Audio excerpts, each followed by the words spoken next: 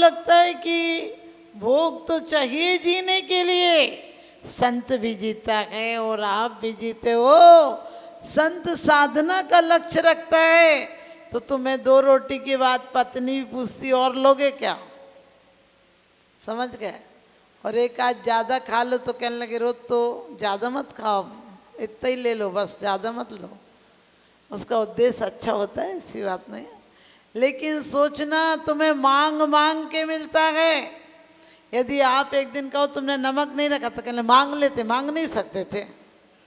लोग तुम्हें मांग के लिए तुरंत बोल देते हैं, क्योंकि तुम्हें मांगने की आदत पड़ी है, भिखारी पने की आदत पड़ी है। 2 तरह के भिखारी होते हैं, एक बाहर मांगते हैं, एक अंदर मांगते हैं। सिर्फ भिखारियों के कपड़ों में अंतर होता है, और कपड़ों में अंतर होता है तो बेचारे के स्तर में भी अंतर होता है, उसकी मांग में भी अंतर होता है। गरीब की मांग भी गरीब होती है और अमीर की मांग भी अमीर होती है। छोटे आदमी की मांग छोटी सी होती है। कितनी मांग होगी, 2 टाइम की रोटी मिल जाए, 2 जोड़ी कपड़े मिल जाए, इससे ज़्यादा मांग नहीं होती उसकी। लेकिन बड़े आदमी की मांग भी, क्योंकि 1 होकर 10 होते, 10 होकर सहस्त्र होए तो अच्छा है। यूं ही इच्छा करते करते लाखों की हद तक पहुंचा गए, और तब भी यह इच्छा समन न हुई। ऐसी डायन इच्छा है, ये इच्छा शांत नहीं होती है। कुछ भी मिल जाए। आप गांव में से आए होगे तो सोचा होगा टीकमगढ़ में एक कमरा अपना बन जाए। अब बताओ, कमरे की जगह कोठी बन गई, शांति हुई क्या? शांति नहीं होती है। तू तो तृष्णा भई न बूढ़ी, मुझे बुढ़ापा आए गया। तृष्णा बूढ़ी नहीं होती है। तृष्णा कहते हैं दिन दिन काया जीर्ण होवे, तृष्णा बढ़ती जावे। काया बूढ़ी होती है और वासनाएं जवान होती जाती हैं। वासनाएं अमर बेल की तरह होती हैं। अमर बेल का मतलब अमर बेल मत समझ लेना। कहते हैं अमर बेल के जड़ नहीं, नहीं गौच के दंत, और जो नर मोंगे रहते हैं उनसे बचियो कंत। समझ गए? अमर बेल के जड़ नहीं होती है, लेकिन जिस पेड़ पर चढ़ जाए वो पेड़ ही खत्म हो जाता है। और गौच दूध गाय के थनों पर रहती है, लेकिन दूध नहीं पीती है, खून ही पीती है। आपको लगता होगा भूख तो ऐसी चीज है कि उसमें तो मन आ ही जाता है। हमने कहीं बताओ 56 प्रकार के पकवान सुअर को रख दो और गंदगी रख दो, क्या खाएगा सुअर? गंदगी पे ही जाएगा। इसी प्रकार से हमें मनुष्य जीवन रूपी 56 प्रकार के व्यंजन मिले हैं, फिर भी हमारी दृष्टि कहाँ जाती है? वासनाओं की तरफ जाती है। कहाँ है कि ये इंद्रिय के भोग, इंद्रिय के भोग सरस है। आप सबको पता है कि ये भोग तो क्षणिक हैं। जिसकी श्रृंगारों में मेरा यह महंगा जीवन घुल जाता, अत्यंत असुच जड़ काया से इस चेतन का कैसा नाता। दिन रात सुबह शुभ भावों से मेरा व्यापार चला करता, मानस वाणी और काया से आश्रम का द्वार खुला रहता। ध्यान रखना, मन और वाणी और काया ये पाप के द्वार भी हैं, पुण्य के द्वार भी हैं। आप कहोगे पुण्य के द्वार माता जी? हाँ, पुण्य के द्वार है। तुम्हें एक नोट मिला है, चाहो तो उससे दिया और बाती लाकर, अक्षत लाकर परमात्मा की पूजा करो, और जाओ तो उस नोट से शराब पीकर नशे में मत हो जाओ। आप बहुत खुश मत होना कि विज्ञान ने बहुत तरक्की की है। कहते चीन, रूस, जापान, सरस कोई भी आगे बढ़ जाए, जब तक सद्ज्ञान नहीं होगा नरकों को गढ़ते जाएंगे, और ये भौतिकता के सुख साधन जीवन को पतन बनाएंगे, जीवन को पतित बनाएंगे। जितनी जितनी भोगों की आपको पता है आविष्कार हुए हैं। पहले था कि आप उपन्यास पढ़ लेते थे, अब जब से रेडियो चला तो आवाज आती थी, फिर उपन्यास फीके पड़ गए और अब दूरदर्शन आ गया। इस दूरदर्शन ने हमें आत्मदर्शन से दूर कर दिया। अब चित्र देखो, अब गाने सुनने में मजा नहीं आता है, देखने को भी चाहिए, सुनने को भी चाहिए, और उसके बाद क्या है, एसी भी चाहिए, और उसमें भी रसना इंद्री कहती है कि ठंडा पानी चाहिए। स्पर्शन इंद्री कहती है तखत पे नहीं बैठा जाता है, तखत पर नहीं बैठा जाता है, इसलिए कैसी स्पंज की कुर्सी या बढ़िया डल्लफ का पलंग भी, गद्दे भी चाहिए। लेकिन तुमने सोचा जितनी चाहे भोगों की सामग्री मिल जाए, फिर भी तुम्हारी वासनाएं शांत नहीं होती है। कबीरा कहे निज पेट से क्यों न भयो तू पीठ, अन रीते अनरत करे भरे बिगाड़े पीठ। कि तू खाली होता है तो अनर्थ कर देता है, और भर जाता है तो गंदगी कर देता है। क्योंकि रात भरे दिन रीते और इन पेटन ने जग जीते। रात को भर के सो, सुबह खाली, पेट खाली का खाली रहता है। कितने भी बढ़िया व्यंजन खा लेना, खाते ही याद आता है वो चीज़ वहाँ की प्रसिद्ध है। तुम 10 लक्षण में यदि 10 दिन छोड़ भी देते हो तो 11वें दिन ऐसे टूट के पड़ते हो जैसे तुमने जीवन में कभी खाया ही नहीं था, जन्म जन्म के भूखे हो। सोच कर देखना, ये बिल्कुल प्रैक्टिकल है।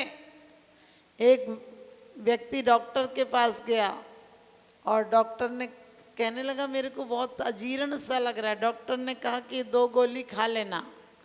तुमने क्या खाया था, कहीं पार्टी में पकवान खाया था? बोला हाँ, मैं पार्टी में गया था तो सोचा पानी क्या पीना, पानी तो घर पे पी लूँगा, ठूस ठूस के खा लिया। तो डॉक्टर ने कहा 2 गोली खा लेना। तो बोला 2 गोली की जगह होती तो मैं 1 रसगुल्ला और ही नहीं खा लेता। उसके बाद उसके बच्चे को उसने कहा पानी मत पी, घर पर पीना। बोले पिताजी आपको पता नहीं, पानी पीऊँगा तो सेट हो जाएगा, थोड़ी सी जगह हो जाएगी। उसने बेटे को एक चांटा माला। बोले पहले बताता तो हम भी पानी से सेट कर ले। यानी तुम रास्ते वो ही ढूंढते हो। कितनी भी अध्यात्म की बात कर लो, तुम्हारे अध्यात्म की बात जुबान से आगे नहीं जाती है। और जुबान भी बहुत कायदे की होती है। इससे गीत गाओ, परमात्मा के भजन गाओ, आरतियां गाओ, पूजन पढ़ो तो ये पुण्य बंध का कारण हो जाती है। और राग की कथाएं करो। एक व्यक्ति बोला माता जी मेरी पत्नी पूरे शहर में सुंदर है। हमने कहा किसने कहा? बोले वो ही कह रही थी। आप समझ गए, और कौन कहेगा? और हमें कोई सुंदर कह भी दे तो क्या है, ये देह तो एक दिन शमशान की वेदी पर चढ़ जाएगी। ये देह में तो एक दिन सुंदर सी देह एक दिन क्या होगी, राख हो जाएगी। मुट्ठी भर राख, वो भी घर तक नहीं आएगी। उसे भी तुम फूल के नाम दो, चाहे देवता के नाम दो। लोग कहते हैं उनका देवलोक गमन हो गया। हमने कही तुमने टिकट बुक कराई थी क्या देवलोक गमन हो गया? अरे सबका देवलोक गमन होगा तो नरक तो खाली ही पड़ा रहेगा। अजीब आदमी, कोई भी मरे उनका देवलोक गमन हो गया, स्वर्गवासी हो गए। हमने कही जीते जी नरक में रहे, जैसा बीज बो के गए वही तो मिलेगा। जीते जी नरक पैदा करके गए, अब स्वर्ग में कहाँ से चले जाएंगे? तुमने काम तो टिकट तो नरक की कटा रखी है और स्वर्ग की गाड़ी में बैठ जाओगे। एक व्यक्ति स्वर्ग गया तो देवता ने कहा, उसने कहा कि मैं स्वर्ग में आया हूँ, अखबार नहीं आते? वहाँ कहा अखबार नहीं आते। तो कहने लगा अरे पूरे अखबारों में छपा है मेरा नाम, ऐसे तुम्हें पता नहीं कि मैं आया हूँ? तो उसने कहा तुमने पुण्य क्या किया? उसने कहा हमने 2 माला फेरी। समझे, हमने 2 माला फेरी और हमने 100 रुपये दान किए।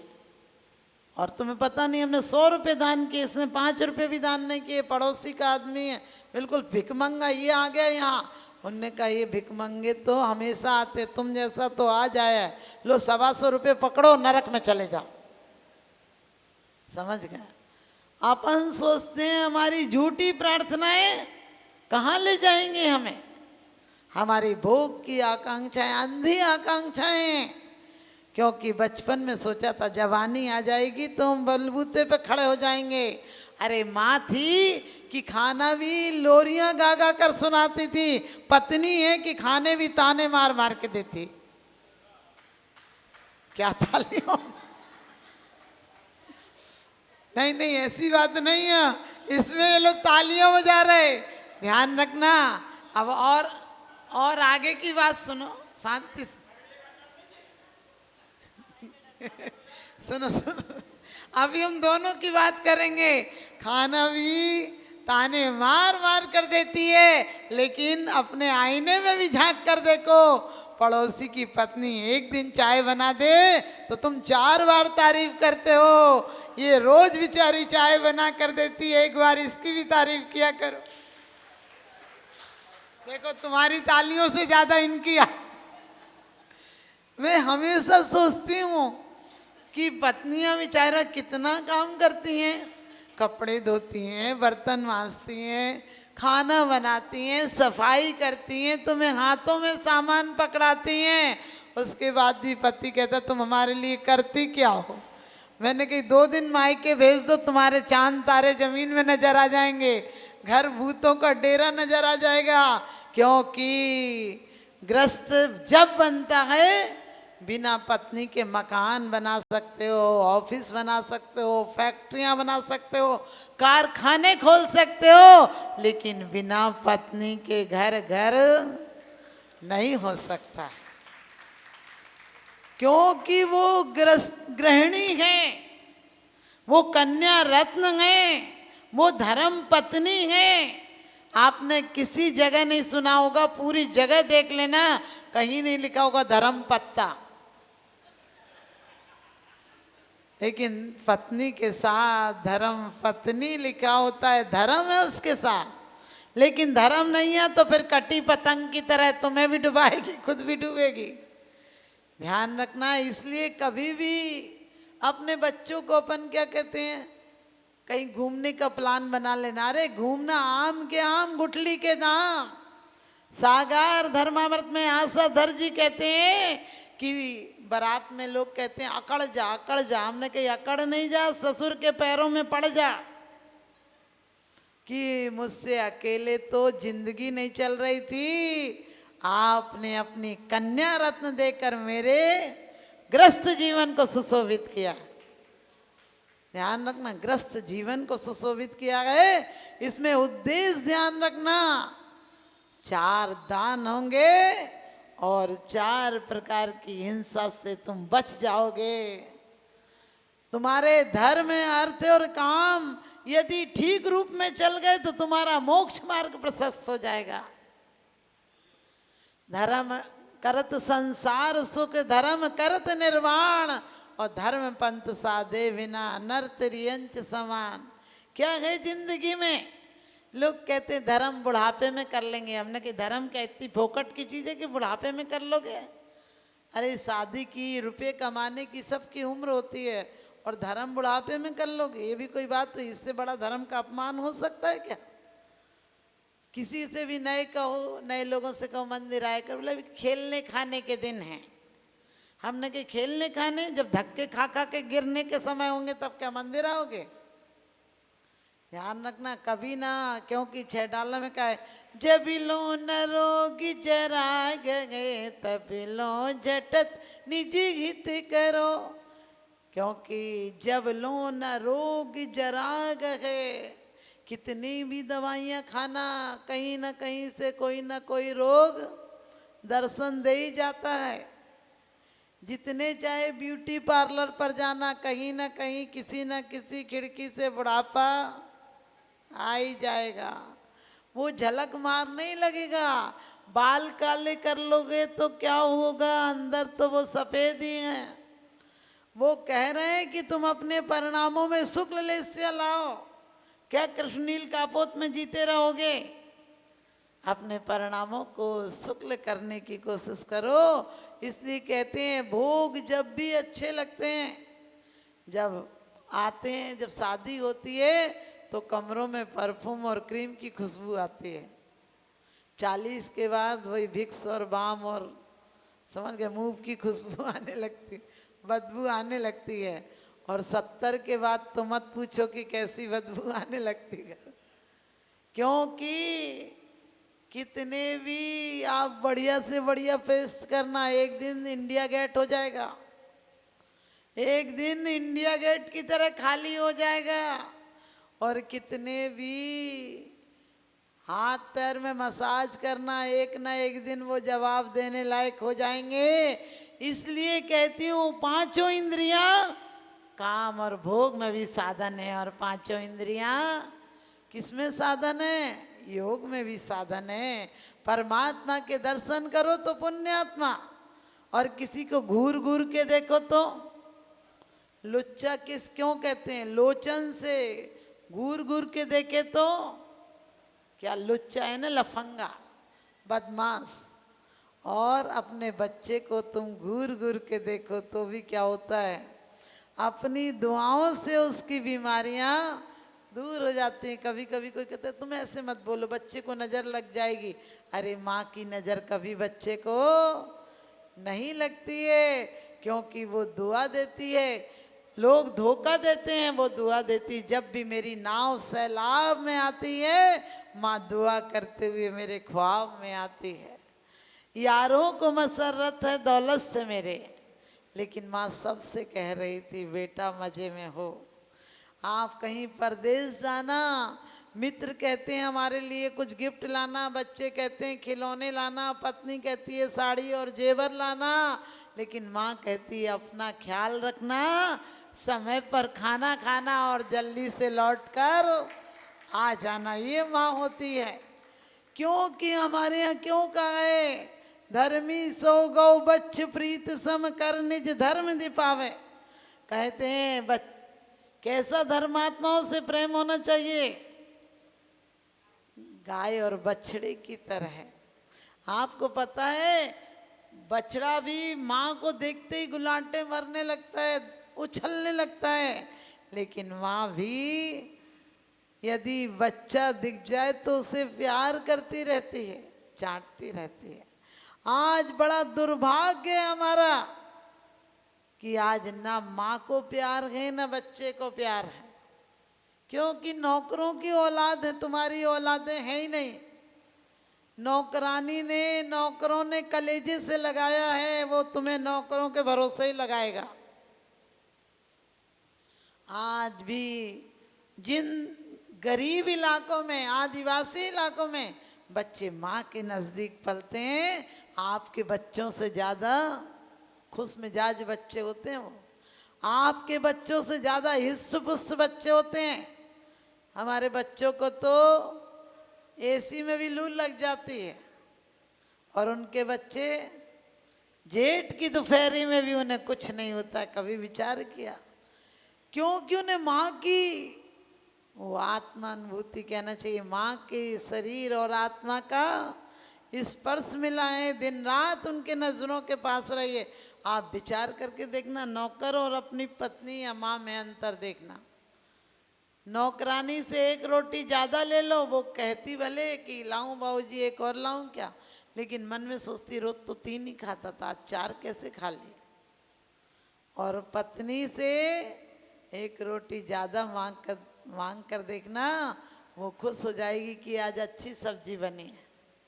एक व्यक्ति ने भिंडी की सब्जी बनी राज दरबार में, तो मंत्री राजा ने कहा वाह सब्जियों में राजा है, बहुत अच्छी है। तो मंत्री ने भी कह दिया कि हाँ सब्जी का तो राजा है भिंडी। अब 1 दिन 2 दिन 3 दिन 4 दिन 15 दिन महीना भर, एक दिन तो उसने 1-2 बार कहा भी दूसरी सब्जी बनाए करो, तो पत्नी को लगा बहुत अच्छे से खाते हैं, तो उसने वही बना दी। अब एक दिन इतना गुस्सा आया राजा को, 1 महीना हो गया एक चीज़ खाते खाते, उसने उठाकर थाली फेंक दी। कहने लगे ये भी कोई खाने की चीज़ है? मंत्री बोला सच कहा, ये भी कोई खाने की चीज़ है? तो जो खाना बनाती थी वो कहने लगी तुमने ही तो कहा था सब्जियों की राजा है। तो मैंने यही बनाया। तो राजा ने कहा कि मैंने कहा तो ठीक है सब्जी की राजा, लेकिन तुम मंत्री तुम क्यों कह रहे? वो कहने लगा मैं भिंडी का नौकर नहीं हूँ, तुम्हारा नौकर हूँ। समझ गए? मैं भिंडी का नौकर नहीं हूँ, तुम्हारा नौकर हूँ, तुम जो कहोगे मैं वही कहूँगा। ऐसी ही आप ध्यान रखना, ये इंद्रियों ने आज बगावत कर दी है। हमारे जीवन में पर्दा था, बोलचाल में मर्यादा थी। ये फुहड़पना नहीं था, ये मूर्खपना नहीं था, ये अनाड़ीपना नहीं था, ये अज्ञानीपना नहीं था, बहुत बड़ा लॉजिक था।